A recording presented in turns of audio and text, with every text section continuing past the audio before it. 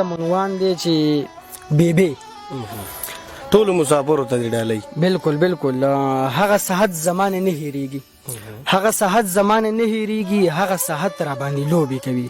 ملګرو نه غواړم خفه چې نشئ، ملګرو نه غواړم خفه چې نشئ. ما خو همیش دغه کوشش کړی دی چې دې مخونو له خندا راوړم او دغه تیارو له زه رڼا راوړم، چې دې مخونو له خندا راوړم او دغه تیارو له زه رڼا راوړم.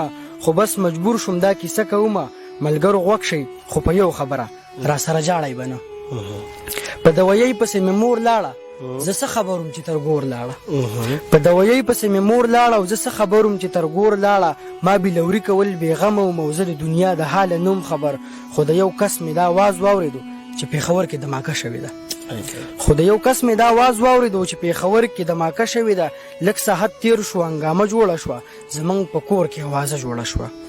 ما بېلوري کول لګیا ومه زه، وړو زما د خوا نه منډې کړلې، وړو زما د خوا نه منډې کړلې. زموږ د کور په خوا کې ټول ودرېدل، ما هم ور منډه کړل، خاموش ودرېدم. زموږ خیرنې دروازې خوا ته یو سپین ښایسته غونته موټر ولاړو، زموږ خیرنې دروازې خوا ته یو سپین ښایسته غونته موټر ولاړو. ما چې د کور په وره قدم کېښودو، په خپل انګړ چې مې نظر پرېوتو، نو په یو کټ کې مې بیبي پرته وه، نو په یو کټ کې مې بیبي پرته وه.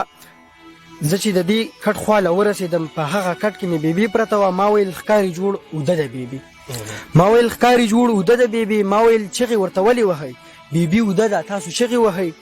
زما د دغې څو نارو سره خلکو په ځمکه باندې ځان غورځوو. ساعت شو تېر، یو څو کسان راغلل چې د بیبي کټې په ولو کړلو زموږ خیرنه دروازه باندې، چې دې خلکو غلې غونته وویستلو. زه هم خاموشه غلې غونته په دغې کټ پسې روان وم. وروسته چې درې پلو ته ورسېدو، هلته بیبي خاورو کې کېغوستله، هلته بیبي خاورو کې کېغوستله.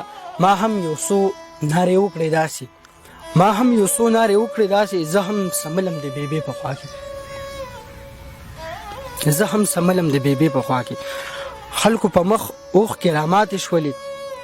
دغه زما د ماشومتوب کیسه وه، دغه زما د ماشومتوب کیسه وه.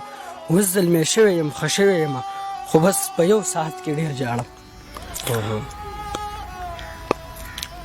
خو بس په یو ساعت کې ډېر ژاړم چې څوک زما په خوا کې دا ووایي زمه بیبي له ځم، بیبي له ځم، زمه بیبي له ځم، بیبي له ځم. خوشحال صاحب